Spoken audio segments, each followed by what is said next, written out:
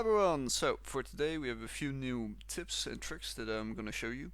The first one is countering to safety. Well, what does this mean? Well, if we're in a long fight, oftentimes we get ourselves in big counter battles and you know you're gonna lose. And you might wanna get away to reset the fight or do some special stuff that you wanna do. So, what do? Well, we pretty much just go into a counter and then we just counter into the air so you get out of it. After that, you can just it's pretty much just a reset. You can back off, you can move away, you can go forward, you can attack again, you can do feints, etc. It all works. Just cancel attacks, just to throw your opponent off. It works all really well. Um, so yeah. So for a second tip, it's stabbing down. Well, fairly simple. You know how you usually stab? Well, in this case, every time you stab, you just look down. It pretty much just goes a little bit quicker. And you have to keep that in mind, because the enemy will also be able to counter quicker, and that might hurt you, but if you know it's quick, you should be prepared for this. Um, Either way, we can also use our stabs in different ways. So, for example, we have a big double morph feint, where you pretty much just attack normally while looking up, and then just morphing it into a different attack. While doing this, you can crouch or go forward, backwards, morph it into a heavy for the timing. You can do a bunch of stuff. It all just depends on what your enemy does, and you should react to it like that. So, for a third tip, it's awkward attacks. So, how do you do awkward attack? Well, it depends very much on your opponent and how well you know them and have you fought before and whatever.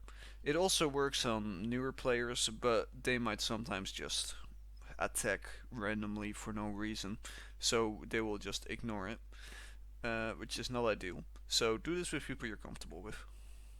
So what's an awkward attack? Well, simply put, if you're going close to each other and you're not attacking each other, you pretty much just create a space where anyone can hit each other really quickly or the other person can react really quickly. So that's the point where you can do it at a moment where it's very awkward. It's very hard to explain. I think you probably know it yourself, but just something feels off about the moment you're gonna be attacking for the other person. That's pretty much an awkward attack. It's like to throw your opponent off. It's like to read them. Yeah. Don't rely too heavily on this though. It shouldn't be the main focus, but it's useful in some moments. It's not always though. Like you should still have a good base because people are just gonna see through the awkward attacks at some point. They're gonna learn the patterns of the awkward attack actually, um, to where it's not awkward anymore. So you still have to have a good base. It's also really about breaking the flow. So imagine you're in a counter battle and you both manage to get away from each other. You can do awkward attacks again. Like there are many moments you can use this, and it has so many options. But again, just don't overdo it. So for our last and final tip, it will be body manipulation. So, for example, when we attack, we move our bodies in this game. Alright? So this will actually impact the hitbox in which the enemy can hit, for example. Now, if we know someone is barely going to miss, we can use this to really make sure that they miss, if you know what I mean. So if you attack, you kind of move your arms and make a less big hitbox. So, for example, we're retreating and your opponent does a swing at you, and you just barely be able to miss it. But your hands are just to the right, they're kind of poking out, just like your usual character, and your back is turned. Well, what if we do a left swing and your hands go left? Well, that's nice. We can also do it right side, of course, with a normal attack. We can also just do it overhead if we need to. We can also do a stab if you want your hands forward. So that's really body manipulation, like you just move the hands.